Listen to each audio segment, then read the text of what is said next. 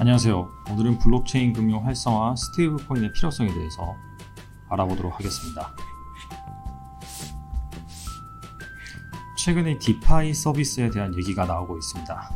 최근에 나온 기사를 보면은 디파이 락업액 8억 5,200만 달러로 사상 최대치를 경신했다. 자, 디파이가 무슨 얘기냐면은 D는 디센트럴라이제이션, 파이는 파이낸스, 분산화와 금융의 합성어입니다. 분산화된 그런 금융 서비스다 라고 볼 수가 있는데, 우리가 블록체인 기반의 어플리케이션을 DApp이라고 부르는 것과 같은 이치입니다.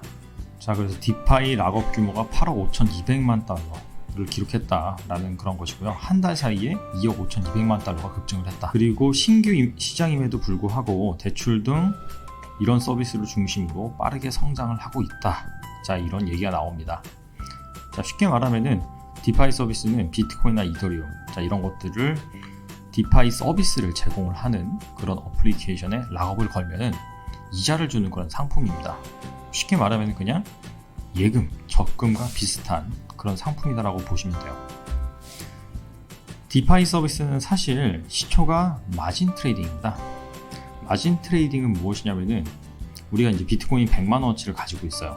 그래서 투자를 해서 만약에 비트코인이 10%가 오른다 라고 하면은 10%의 수익이 나죠.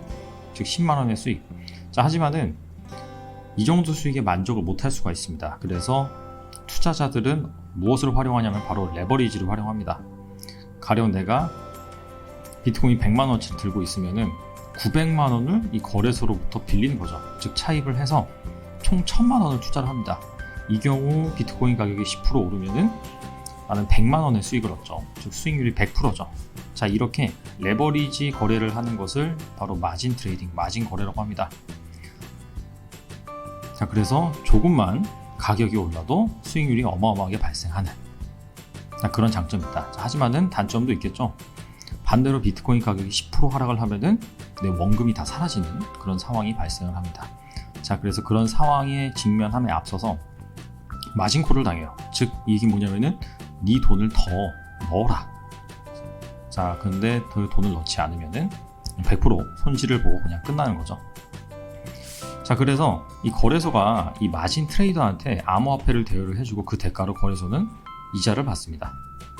그런데 이 마진 트레이더한테 대출을 해주는 이 암호화폐를 순전히 거래소가 담당하는 것이 아니라 암호화폐 보유자들한테 이 암호화폐를 받고 그 다음에 이자를 지급해주는, 자, 그런 식으로 이 마진 거래 이면에는 이와 같은 연계도가 있습니다. 근데 이걸 딱 보시면은 실제 지금 그냥 금융권에서 하는 비즈니스 모델과 똑같습니다. 예금을 받아서요, 돈이 필요한 그런 사람들한테 대출을 해주는 거죠. 그리고 거래소는 이 대출, 이 차용자한테 이자를 받고, 그리고 암호화폐를 예치해준 그 유저한테 이자를 지급을 합니다. 자, 하지만은 당연히 대출 이자가 예금 이자보다 높으니까 거래소는 여기에서 예대 마진을 수취하는 그런 비즈니스를 하는 거죠. 이것이 바로 대표적인 그런 디파이의 시초다라고 볼 수가 있습니다. 실제로 글로벌 1위 거래소 바이낸스 같은 경우에는 거래소에 들어가 보시면은, 홈페이지에 들어가 보시면은 랜딩 이런 상품이 있어요. 그래서 바이낸스 대출이라고 해서 빌려주고 얻는 간단한 방법. 근데 이게 약간 좀 비직관적이에요. 왜냐하면 바이낸스 대출이라고 하면은 우리가 이제 바로 이해를 하기로는 바이낸스가 돈을 빌려주나? 자, 이렇게 생각할 수가 있는데 그게 아니에요. 자, 우리가 바이낸스한테 대출을 해준다. 그리고 나서 그 대가로 이자를 받는다. 자, 그렇게 보시면 돼요. 즉 유저 입장에서는 예금이죠, 예금. 이건 아마 약간 좀 규제 이슈 때문에 이렇게 하지 않았나. 왜냐면은 바이낸스 예금이라고 한다 하면은 이건 완전히 은행이잖아요. 하지만은 그냥 바이낸스라는 그런 기업이 유저들로부터 돈을 빌리는, 자, 그런 식으로 꾸며놓는다라고 하면은 법적인 그런 테두리도 벗어날 수 있을 것 같습니다. 자, 아무튼 간에 이 바이낸스 대출 이용을 하면은 요구불 예금이라고 해서 이거는 그냥 수시 입출금식 통장이라고 볼 수가 있죠. 자, 그래서 그냥 예치만 해놓으면은 연 이자가 2%에서 2.5%에 달하는 그런 이자를 줄 수 있다. 수시 입출금식, 현재 지금 제1금융권 수시 입출금식 통장 이율이 0.1%죠. 그거와 비교하면 상당히 높은 그런 수익률이다라고 볼 수가 있습니다. 그리고 이것이 바로 은행의 예금과 같은 그런 기능이죠. BUSD, 즉 바이낸스 스테이블 코인을 이용을 하면은 이자가 6%, 테더 같은 경우는 5.5%. 자, 이거는 이벤트성으로 한 30일 내지는 15일 단위로 계속해서 이렇게 예금 이벤트를 합니다. 하지만 이게 끝나면은 이율이 또 바뀔 수가 있어요.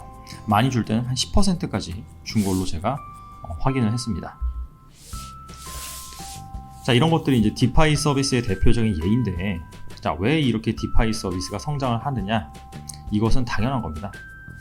이 그래프는 무엇이냐면은 그 CCAF와 그다음에 월드뱅크, 자, 여기에서 발표한 자료인데, 섹터별 활성화된 기업형 블록체인 네트워크, 자, 비중이 어떤 섹터가 가장 크냐라고 하면은 가장 큰 것은 파이낸스, 금융, 그리고 두 번째로는 크로스 인더스트리.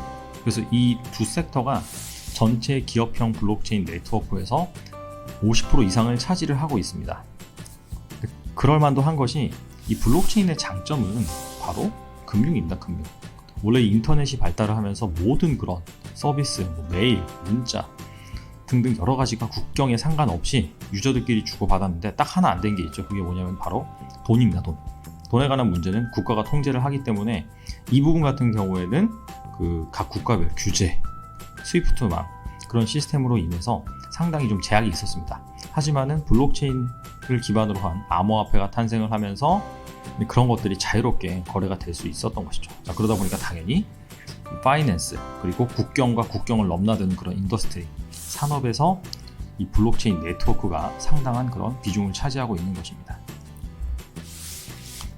최근에 디파이 서비스를 강화하는 그런 사례들을 좀 살펴보겠는데요. 첫 번째는 크립토닷컴입니다. 이 크립토닷컴은 한마디로 암호화폐 결제 서비스라고 보시면 됩니다. 비자와 제휴를 해서 암호화폐를 충전하고 이것을 실제로 비자 카드를 통해서 결제할 수 있는 그런 페이먼트 프로젝트인데요. 다양한 암호화폐 결제를 지원을 하고 있습니다.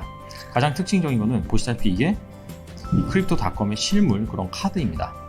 그리고 여기 코인이 MCO라는 코인인데 이게 이제 스테이킹 양이에요. 스테이킹을 많이 하면 많이 할수록 등급이 높은 그런 카드를 받을 수 있고, 자, 이거 같은 경우에는 당연히 혜택이 크겠죠.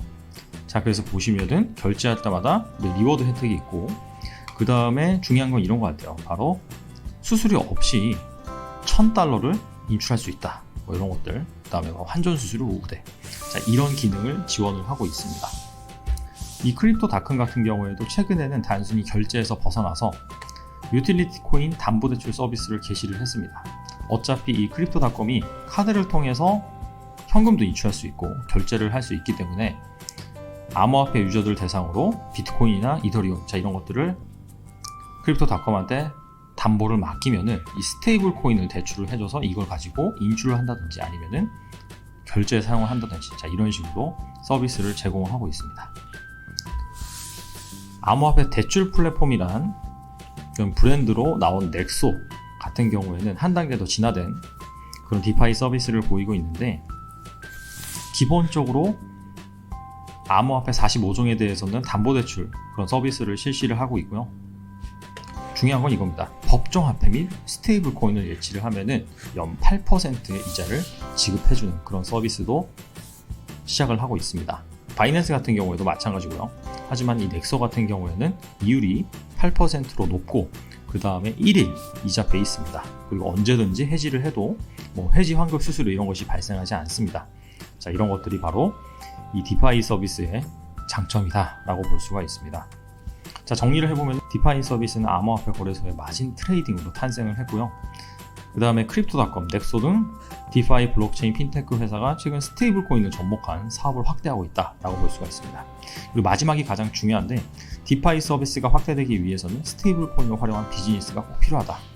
자, 이 얘기는 무엇이냐면은 초반에 나온 디파이 서비스 같은 경우에는 비트코인이나 이더리움, 자, 이런 것들을 예금을 하고 그 다음에 이자를 받던지 아니면 이걸 통해서 담보대출을 받던지, 자, 이런 식이었는데, 비트코인이나 이더리움처럼 가격 변동성이 있는 유틸리티 코인 같은 경우에는 사실 이 암호화폐 유저들한테만 어떻게 보면은 효용성이 있다라고 볼 수가 있어요. 하지만 우리가 기존 금융권, 기존의 그런 전통 은행을 이용하는 그런 사용자들을 위해서는 사실 비트코인이나 이더리움을 활용한 그런 대출이나 예금 서비스는 필요가 없습니다. 하지만 스테이블 코인은 다르죠.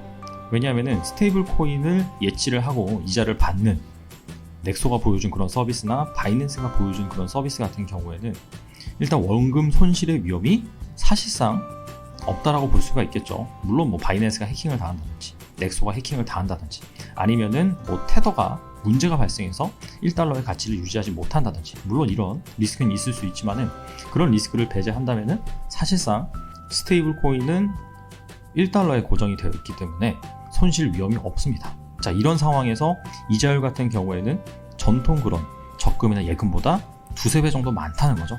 자, 그렇기 때문에 이런 부분들이 잘 소구가 되고 홍보가 된다면은 기존의 전통 산업에서 예적금을 하는 그런 유저들의 수요를 끌어올 수 있다. 자, 이런 부분이 핵심이라고 볼 수가 있겠습니다.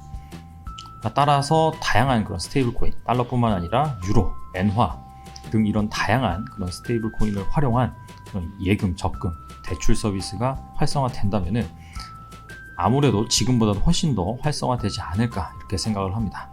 자, 오늘은 여기까지 진행하겠습니다. 감사합니다.